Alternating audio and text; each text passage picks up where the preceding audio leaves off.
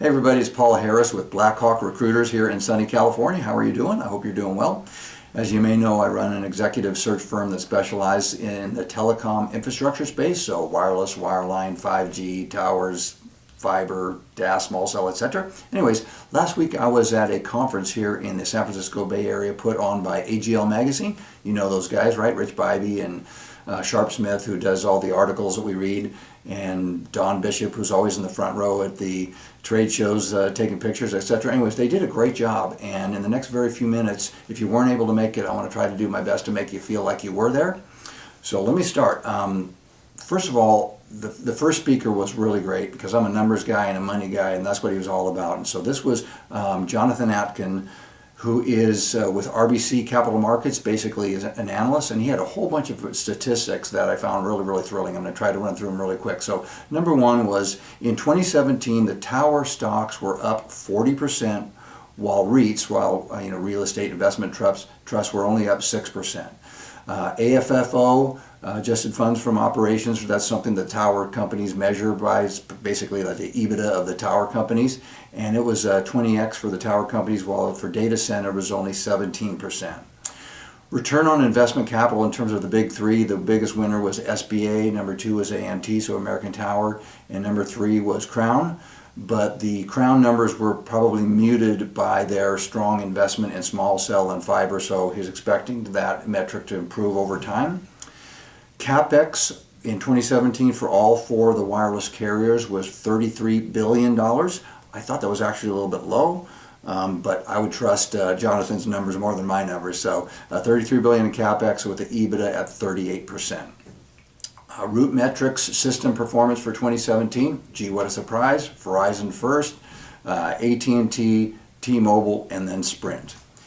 In terms of growth of actual towers, percentage growth of towers year over year, in 2017 it was 8.5%, and that is obviously expected to grow in 2018 and 2019 with FirstNet and Sprint and getting more aggressive in Dish and the 600 megahertz TV repack and PCS and AWS build out, etc. So that was interesting. The last one is tower lease expense as a percentage of revenue, right? So we all hear about the tier one wireless carriers smacking the tower companies around trying to get them to lower their lease rent. So I'm figuring, wow, it must be a huge percentage of what they pay every year is in tower leases. It's not, actually. So the actual percentage low is 2.7% with Verizon, and the high is 7.3%. So let's just take Verizon.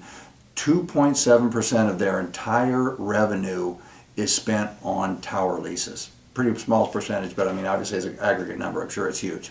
Anyways, interesting stuff from Jonathan Atkin. Loved it. The first panel had some guys on it. I'm sure you know, Tony Peduto from CTI Towers, great guy. Sinan Akkayan from AT&T, and then Jon Zumsteg from T-Mobile. Thing that Tony talked about was, for the first time in a long time, all four of the tier one wireless carriers are building out aggressively in 2018-19. Sinan talked about how the actual pie is getting bigger, right? And I would say we would agree with that, and that the carriers are trying to push the escalators, as we know, from 3% to 2% to 1%. We just talked about that.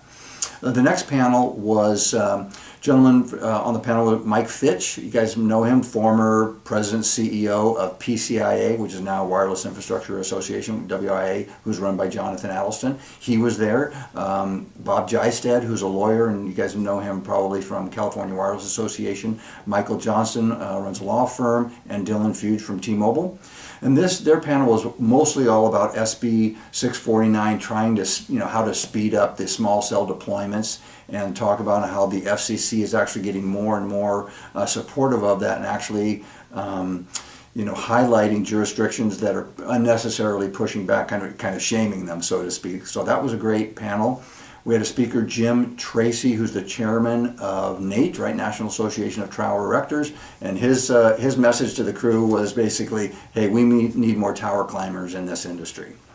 The last one was Robert Erickson, who's from ExteNet, and he had a very, very interesting talk about the Super Bowl, basically. So Super Bowl 52, he said there's going to be 13,000 wireless access points, and then he did a lot of talk about ExteNet's involvement in Super Bowl 50, which was 2 years ago in San Francisco, and how they were able to pull, are you ready for this statistic? They were able to pull 100 miles of fiber in 8 months without pulling any permits. I'll say that again.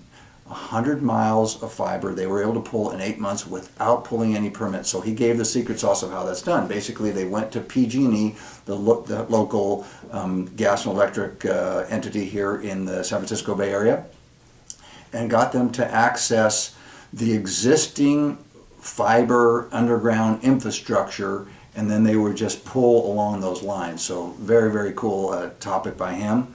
Talked about 98% of the misses, right? The miss dates of launching a cell site, a small cell, is due to no power.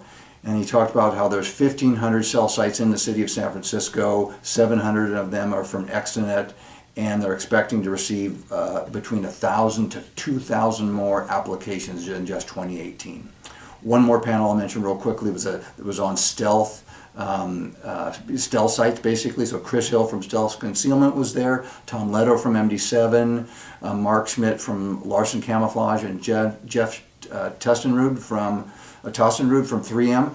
And we've all seen, I won't bore you with the trees that are a fake cell site, or the church steeple that's a fake cell site, or something like that. The thing that I didn't know about was something from 3M called 3M Conceal Film, which is basically they wrap the antennas or whatever it is, just like when you wrap a car or a van and it says, Joe's, air conditioning on the side, or plumbing or whatever.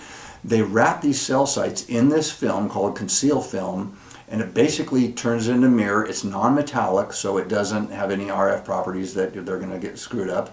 It basically turns it into a mirror, so whatever is in that environment is going to be reflecting against that environment, and hopefully theoretically fit into the environment. So if it's on top of a building and the background is the sky, it's going to be reflecting against the sky and look like the sky. If it's in a, for example, a forest or whatever, or a bunch of trees around it, it's going to be reflecting against those trees and hopefully blend in better. So anyway, that was something that I didn't know. Maybe you guys all know it. You can just Google it if you want, 3M concealment film.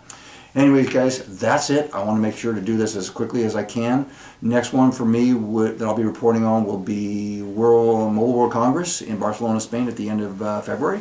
So that's it for now. I hope you learned something, and thank you, and I'll talk to you soon. Bye-bye.